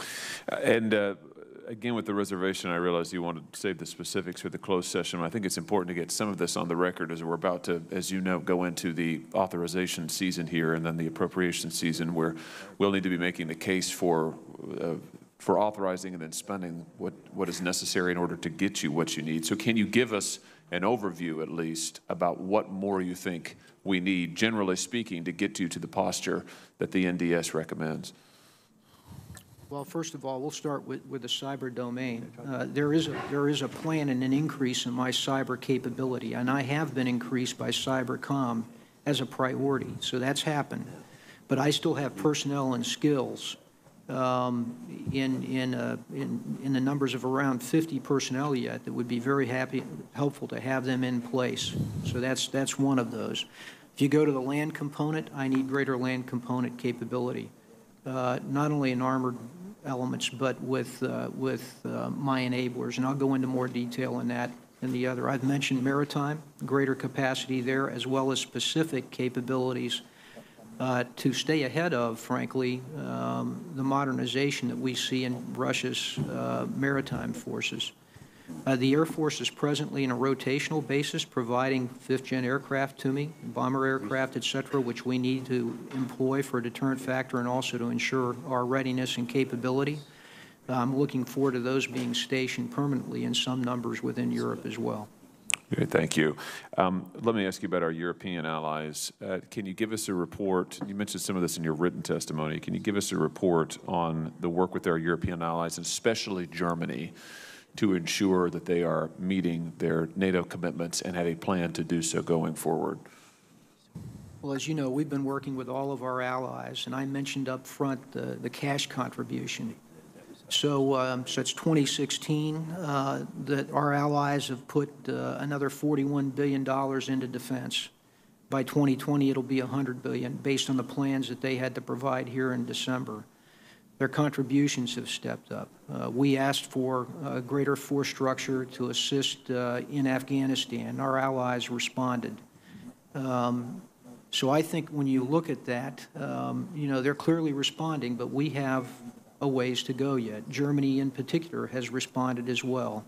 They plan to bring their defense investment up to 1.5%. That's not 2% yet. That's where it needs to be. But they're clearly refocused on their contribution as well as their readiness. As you know, they've got some readiness issues. That's been in the paper. I believe that's true from what I've seen. But they are providing the Very High Joint Task Force, for instance, for NATO, and they made sure that they produced a force that was ready and credible, and I've seen it. We operated with that force in Trident Juncture, for instance. So they understand the issue, and they're working hard to get their readiness up to where it's going to be. But they spent a good deal of time, in particular, as many of the other, well, we did as well, but European nations, where they rested and they didn't invest in their defense, and now they're having to invest heavily to get back up on step. Great. Thank you, General. Thank you, Mr. Chairman. Thank you, Senator Hawley. Senator Warren. Thank you, Mr. Chairman. So I want to discuss a national security threat that can't be addressed by traditional military power at all, and that is climate change. The unclassified worldwide threat assessment by the Director of National Intelligence said, and I'm going to quote here, global environmental and ecological degradation, as well as climate change, are likely to fuel competition for resources, economic distress, and social discontent through 2019 and beyond, end quote. That assessment also said, quote, Damage to communication, energy, and transportation infrastructure could affect low-lying military bases, inflict economic costs, and cause human displacement and loss of life. I've asked this question to other combatant commanders, so I want to make sure that I get this on the record. General Scaparrotti and General Lyons, do you agree with the intelligence community's assessment of the climate change threat? I do, and I believe that, as you noted, much of this will be drivers for potential conflict, or at least very difficult situations that nations have to deal with. The second, I would point you to the high north, and that's the increasing opening of the northern sea route and the challenges that presents from a security perspective.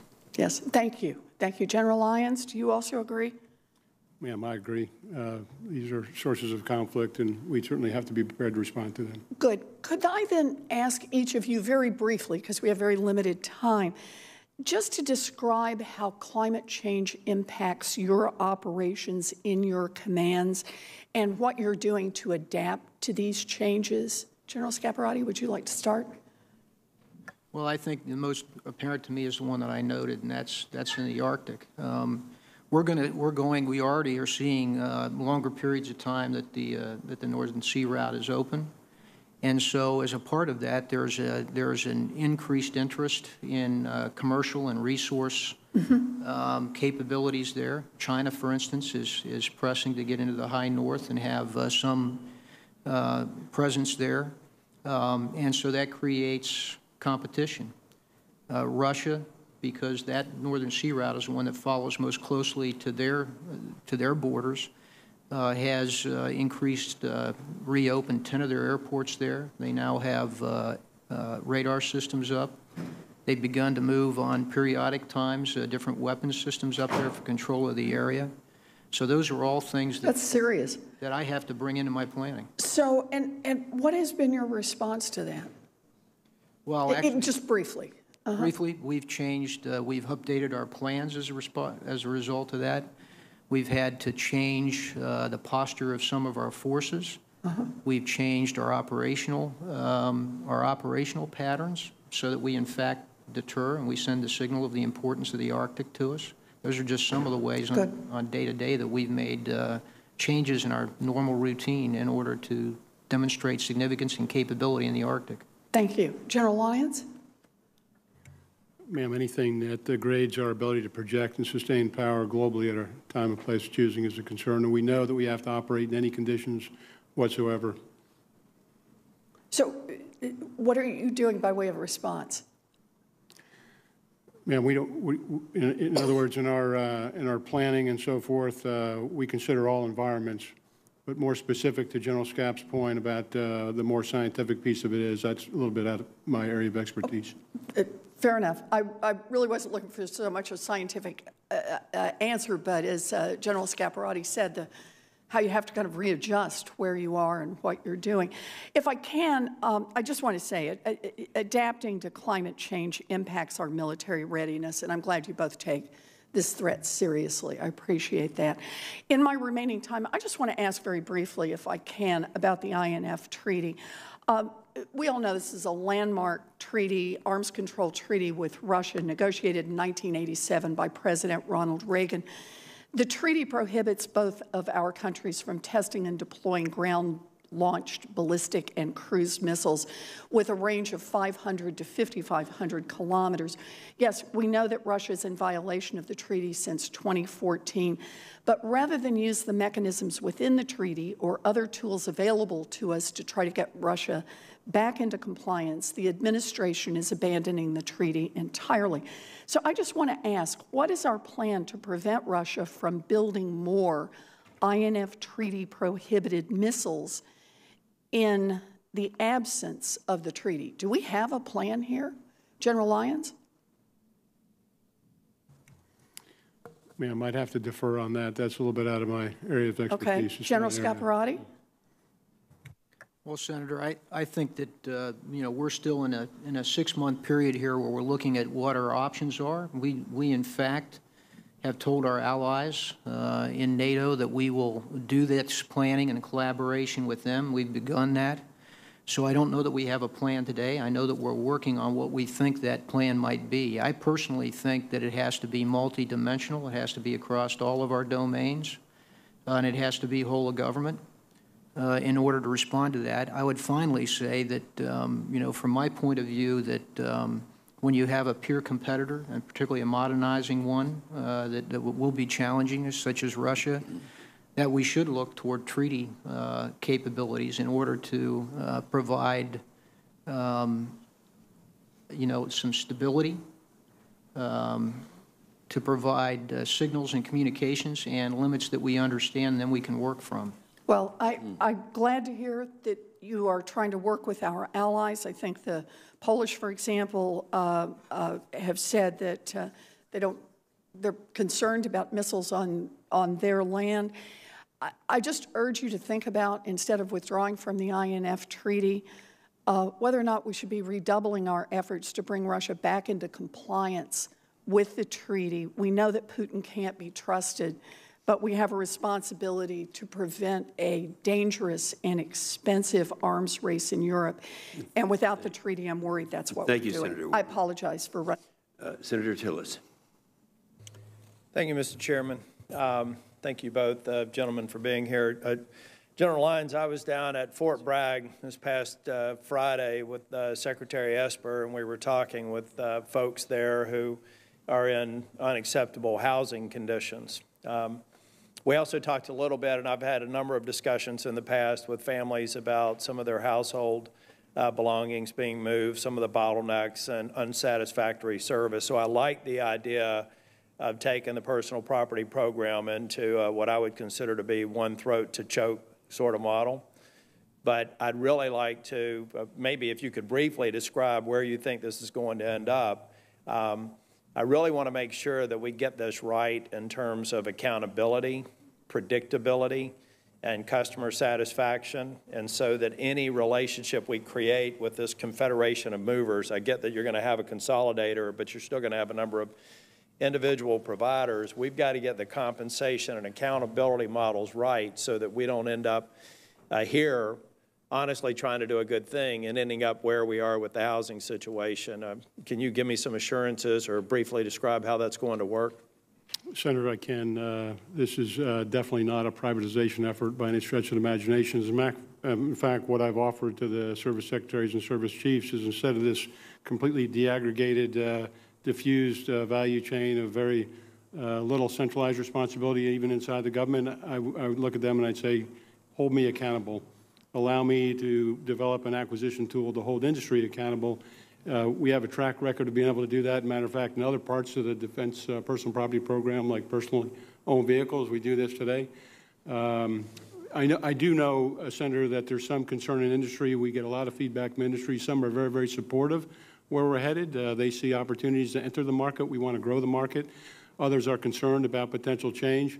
What I tell them, and what I've seen in our past acquisitions that have been similar, is that below the level, we still need the same or greater number of movers out there. We just need a level of quality and accountability in the system. And some peaking capability. I think I'd be very interested in maybe having the right people in your organization meet with my staff to describe what that really looks like operationally. You know, in a simplistic way, it would almost be this baseline guarantee of capacity with some peaking capability that's almost Uber-like in terms of having the household know that they're going to get their things moved at the appropriate time, hopefully to a house that is in much better condition than some of the ones that I saw down at Fort Bragg on Friday. Separate issue and not your problem.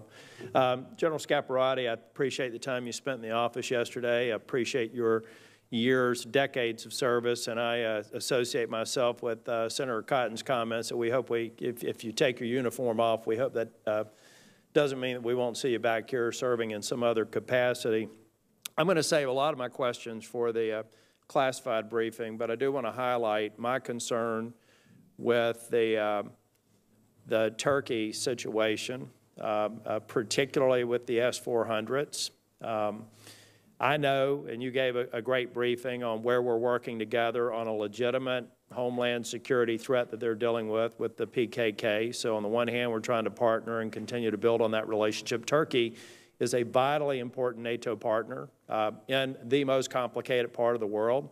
So I understand some of their behaviors, but I do not understand under any circumstances why on earth they would be considering purchasing a missile defense system that would not be inoperable, that would require the deployment of capabilities on the ground in Turkey that would threaten the presence of our Joint Strike Fighter.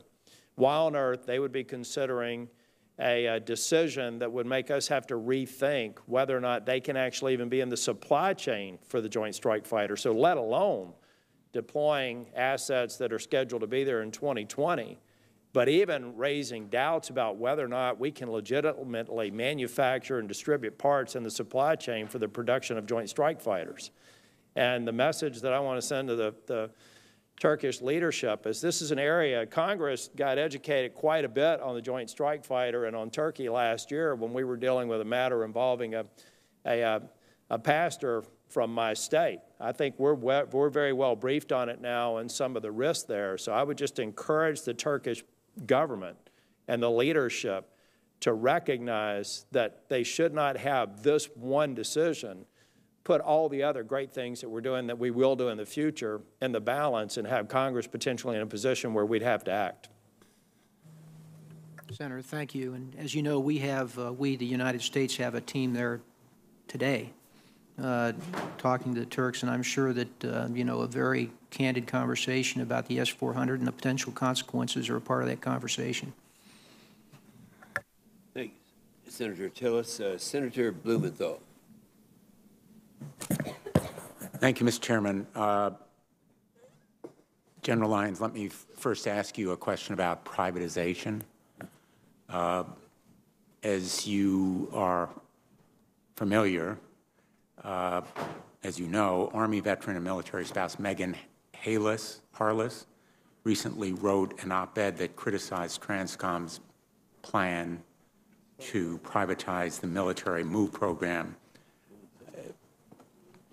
She stated that the military MOVE advisory panel convened by Transcom has not been consulted regarding privatization, and Transcom also has not solicited feedback from military families or from the moving industry. Do military families support privatization? Does industry support it? Senator, there is no initiative whatsoever to privatize the household good industry. This is a 100%, every task inside that value chain is conducted by commercial industry today. What we are proposing, however, is a restructure of how the government approaches this with industry. And I think, to be honest with you, Senator, I've received more letters on this particular issue since in the 6 months I've been commander than any other issue that Transcom deals with. And in fact, I agree with the criticisms of the program, and I think we need to take action to remedy the program as it exists today. We've been studying this since 1996. Will you commit to prioritizing the needs of those military families in any kinds of reforms that you may consider? Sir, there's no question about it. This is all about improving curbside service for military families. That is our North Star. That is the only reason that we're doing this, sir. And will you commit to consulting with the Transcom advisory panel? Yes, sir. We consult regularly with industry. Some very much support where we're headed, and some are very, very concerned. I do know, Senator, that the moving associations, for example, are drafting language to insert in the NDAA that would delay any kind of progress in this area, perhaps to study it for 2 more years. I can just say I really think that would be a gut punch for our military families. General Scaparrotti, talking about the Ukraine, is there evidence of the Russians meddling in the Ukrainian elections that are planned? Well, in terms of their influence, they certainly are supporting the parties where they believe they can have the most influence, and those individuals. There is certainly disinformation as a part of that. They're playing in that way. You know, I think, for instance, Russia's seizure of their ships and their 24 sailors. And the fact that they've not been released is likely also another way that they have some leverage and influence on the outcome of that election. Has there been an increase in disinformation or other Russian interference? Well, just generally, it's been targeted at undermining the present government and the president. What is your command or other American resources doing to counter it? Well, both, not only my command, I deal with the military aspects of this, but there's others diplomatically, for instance, in the state that we're working with in this regard. But we do have personnel there that support in military means their defense of disinformation, appropriate information, and cyber defense as well. And in the closed hearing, I can be more specific about, precisely what we're doing.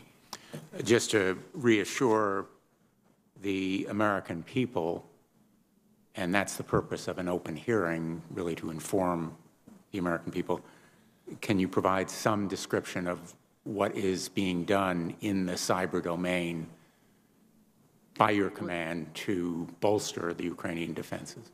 Well, I guess I would underscore, first of all, what we do with the other levels, just to make sure that this is a free and fair election. And within the cyber domain, mine is to help them with their defense of their systems. So it's not,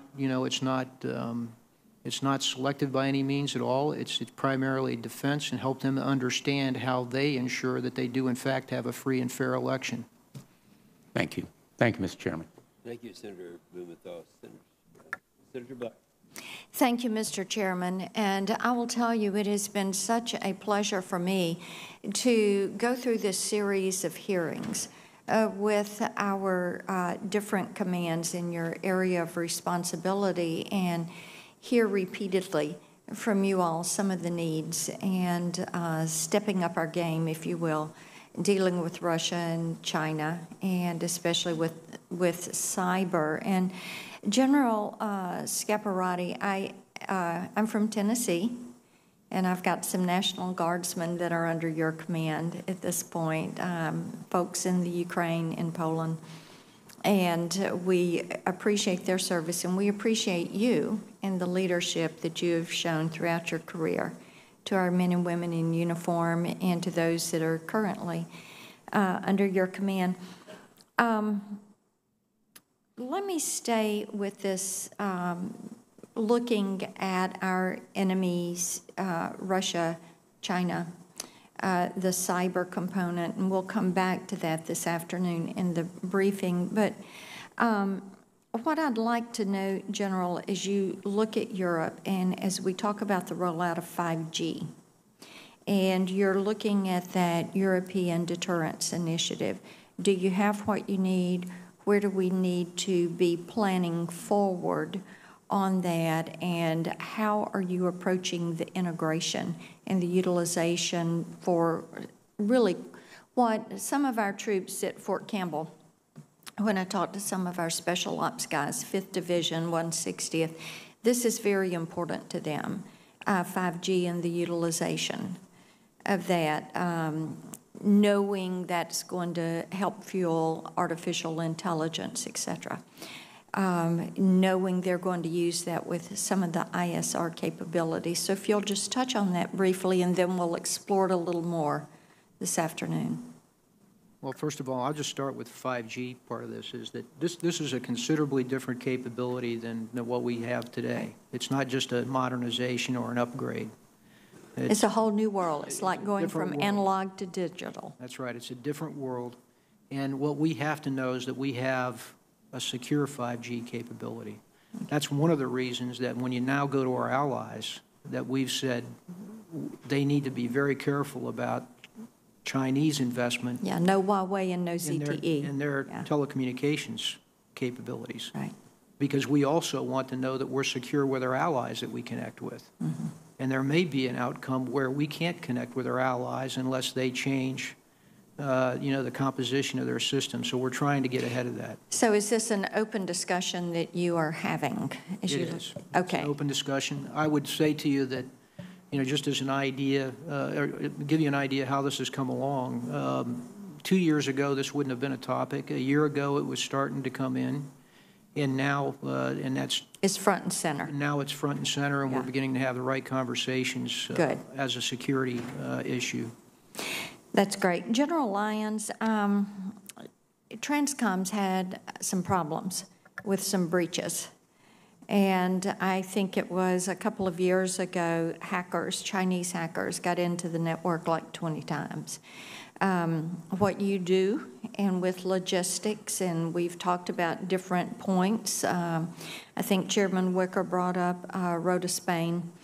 And as you look at the integration and all that comes under you, give me an update on the security of your systems, and then how are you dealing with contractors that are a part of your system?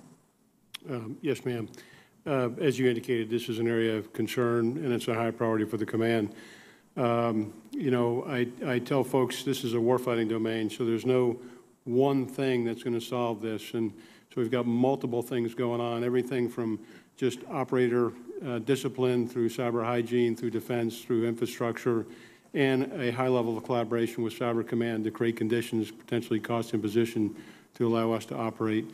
As for our industry partners, we're also up in our game there through our contractual language and their compliance with NIST standards, basically their assessments and collaboration and information sharing. But that is a much more complex area outside of the DODN, where the level of protection is lower, and that does become a vulnerability in the enterprise. We'll talk a little more about that in this afternoon's hearing. Mr. Chairman, I yield back. Thank you, Mr. Chair, and thanks to the witnesses for your service and your testimony. A House bill to overturn President Trump's emergency declaration is pending before this committee and will likely be voted on in the floor of the Senate within the next 10 days or so. There's at least two issues that senators are grappling with about the bill. One, the question of whether there is an emergency. General O'Shaughnessy of Northcom testified before us last week and said in a very straightforward way, there is no military emergency at the border. But a second issue we're grappling with is where will the money come from? The President has proposed to use $6 billion from the Pentagon to direct toward this non-military emergency, $3.5 billion of MILCON funding and $2.5 billion of drug interdiction monies within the DOD budget. I want to ask you about these proposals because we are trying to get information about exactly how the moving of the $6 billion could affect military operations. Have either of you in your commands been asked to provide lists of MILCON projects that should be either delayed or reduced or eliminated with respect to this particular $3.5 billion proposal? General Scaparrotti. Yes, not with respect to this proposal, no, sir. General Lyons. No, sir, but it probably wouldn't be appropriate. Transcom relies on services for their MILCON. Right, so that you don't have the big MILCON backlist that the others do, I understand. That's correct.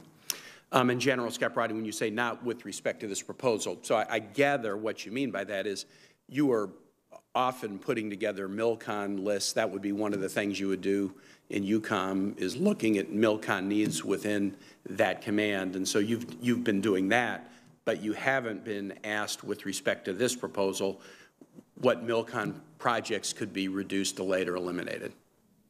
With respect to the budget as a whole, well prior to this question, we went through the normal process of our discussion within DOD as to what the priorities were across the department with respect to my MILCON. Right. And so we had to prioritize. We did delay some, but that was well before this conversation. Do you know if and when a decision is made about where the $3.5 billion of MILCON projects which will be affected? Do you know whether you'll be in that decision loop or whether it will be made by others? I expect I'll be in decision loop. I mean, within the department, you know, we have a close relationship with them. We generally would have no one's discussed it with me, and I'm confident they would when and if that should. And that they would probably be the service secretaries and the SecDef? It would be the service secretary or the SecDef, probably the SecDef as well. I mean, I actually talked to the SecDef personally about the potential delay, et cetera, that I just told you about as we were going through the budget. Let me ask a second half of the question. The other funding that is suggested could be used as a $2.5 billion drug interdiction account at the Pentagon. Reporting suggests that there's not $2.5 billion in that account. There's about $750 million, of which only $85 million is available for use right now. And there is a suggestion that what the Pentagon would do would be to take monies out of other accounts to fill up the drug interdiction account to $2.5 billion prior to using it for the emergency proposal that the President has suggested. Have either of you been involved in any discussions about funds within your bailiwick that might be used to pull into the drug interdiction account? No, Senator, I haven't. General Lyons? No, sir. General Scaparrotti, let me ask you about this. 70th anniversary of NATO is in April, really important one. NATO has a headquarters both in Brussels and also in Virginia in the Hampton Roads area. I have a proposal, bill that is a bipartisan bill, that would stipulate that NATO, a treaty that the Senate ratified, the U.S. should not unilaterally withdraw from that without either a Senate vote or an act of Congress. The bill is a bipartisan one, and it's meant to send a strong signal of congressional support for the NATO alliance at the 70th anniversary. Would that message be positively received by our NATO allies? Senator, I believe it would, and the votes by Congress that they've taken in the past to reinforce our commitment to our allies have been helpful as well. Great, thank you. No further questions. Thanks, Mr. Chair. Thank you, gentlemen, very much for being here today and willing to answer questions. Like so many of my colleagues, I do want to make sure that you have the tools and resources necessary to enable you in your missions and make you successful. As Senator Sullivan mentioned just a little bit earlier, I did recently return from a trip to Ukraine. And during that trip, I was able to see firsthand the Russian aggression that is being exhibited in that region against what is a very important strategic partner to us. So not only do we want to push back against Russia because of Ukraine and Europe, but of course for many of our other allies around the world as well. And General Scaparrotti, I'd like to start with you, sir. Of course, while I was in Ukraine, the Ukrainians expressed a very strong desire for military assistance, defensive assistance, and lethal assistance. And Senator Sullivan mentioned that we have provided javelins to the Ukrainian army. So I met with members of the defense establishment there, as well as members of the parliament, Ukrainian parliament, and those that I had the opportunity to meet with in Kyiv and also the Joint Forces headquarters near the Eastern Front. They really appreciated that assistance. What more can we do for the Ukrainians in that regard for lethal assistance? Is it just simply more javelins, or is there additional assistance we can provide? Well, there is, I think personally, and you'll see soon here a list. I think it's already been provided to Congress, but as you know, we provide that prior to it being authorized, the actual purchase from the funding that you've given. But from my point of view, there are things that we need to continue is to continue their support for counter-battery, Q-36, 37, that they have the assets and the systems that they need to do that well. They've asked us for help in communication at an operational level, and they do have a distinct need for that, because while we focus on the line of contact, their chief of defense is also focused on other areas of the country that are a threat, that Russia could present a threat as well. So he's trying to determine, he's trying to establish a good communication system for his entire force, as well as just the front. They've asked us specifically for some systems to help with sniper proficiency, the right kind of ammo and weapons, grenade launchers, And then finally, the area that I would say is that we need to study how we help their maritime component, their Navy, which, as you know, was not large to begin with, given the portion of the fleet that Russia took when it annexed Crimea. Right. And they just lost a couple of ships as well in the Kerch Strait. So I think there's some areas there that we can help them get this Navy back up and begin to supply it with what they believe they need to defend themselves and deter Russia's aggressive actions. I appreciate that very much, sir, and thank you for bringing up the Kerch Strait incident, because they are still holding those 24 sailors, as you referenced earlier, and using those sailors as leverage with the elections coming up. So I do appreciate that you think we need to do more in the maritime front, not only in assisting them with their Navy, but is it possible that we as an American force need to have more of our naval forces in the Black Sea region? Both the United States and NATO has stepped up its presence in the Black Sea. As you know, we just had the Donald Cook just departed yesterday or the day before, and it's the second time that we've had a destroyer in the Black Sea here in the past 2 months. So we believe there is a need for that. We've stepped up, and our allies have as well. NATO has a fleet right now in the Black Sea. Do you think it's sending a clear message to President Vladimir Putin? I think it is. I mean, they frankly don't like us in the Black Sea, and it's international waters, and we should sail and fly there. And that's a great thing, and I love it. So thank you, sir.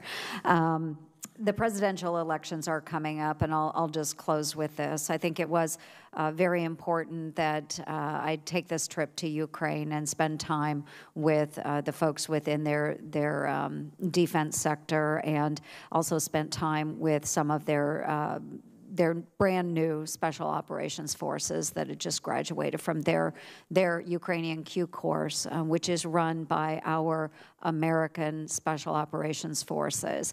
I appreciate what we're doing in that region, sir. I appreciate your leadership in that region. Gentlemen, thank you very much for being here today.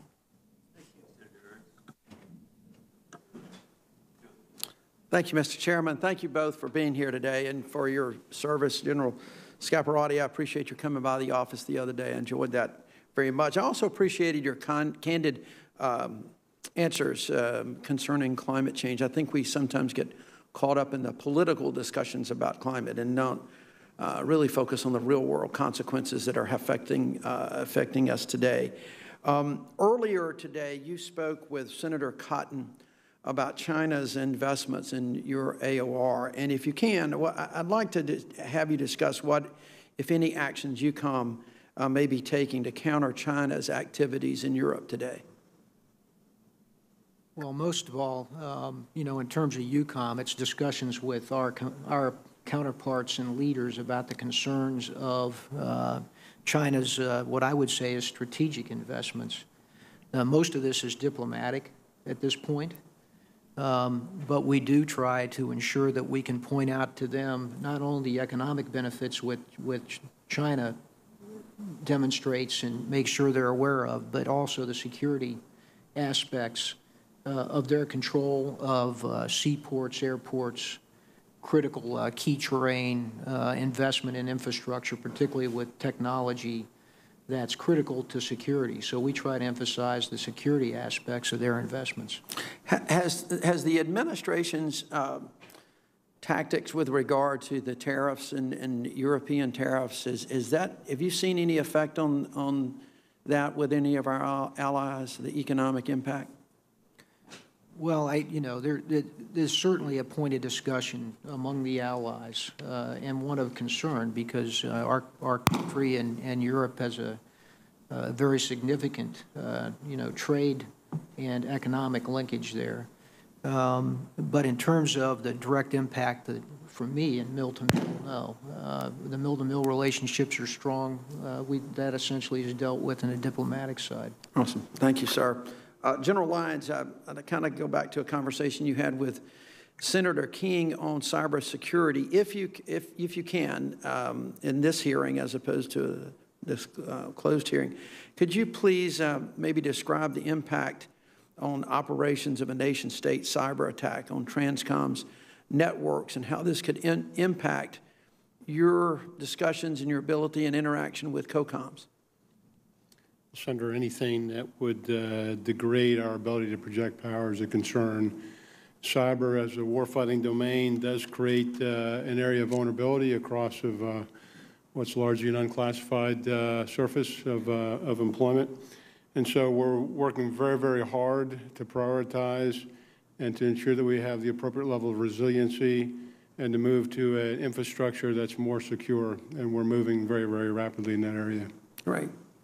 Well, just staying with you, General Lyons, you mentioned earlier that there was a plan to improve the household goods shipment process using a single contractor to manage transportation service providers.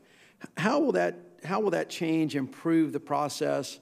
You know, what will it cost, and will it increase in accountability? Senator, it will definitely increase accountability, and I believe it will also increase capacity, and those are the two major issues. Those are the two major complaints. And the way that it enhances capacity is it's a longer-term investment with our industry partners, and so they're willing to invest in capacity over time, as well as reducing barriers to entry into the market that we unfortunately create for ourselves. There's no question it'll improve accountability. Today, there are 950 various transportation service providers that compete for work on a transactional basis. Very, very difficult across the services and Transcom to maintain accountability of all that, but the business folks know the business, and that's the right relationship to have with a single move manager. All right. Well, great. Thank you. Thank you both for being here. Mr. Chairman, I'll yield back the remainder of my time. Thank you. Thank you, Senator Jones. Well, it looks like we've run out of members here, so we'll call this a close. Several people have, during the course of this hearing, General Scaparrotti, have speculated this may be your last time that you attend this hearing. And I noticed that it's also your birthday today. Is this a birthday present to you? Yes, sir. It's Congress's birthday present, I assume, and yes. I enjoyed it. Well, we thank you so much for all of the service, and both of you, but particularly you, because you've appeared so many times, and as has been pointed out by Senator Reid, you've held the fourth star longer than anybody else in existence here, and so you've served your country in a way that many others have not. And thank you so much for that service.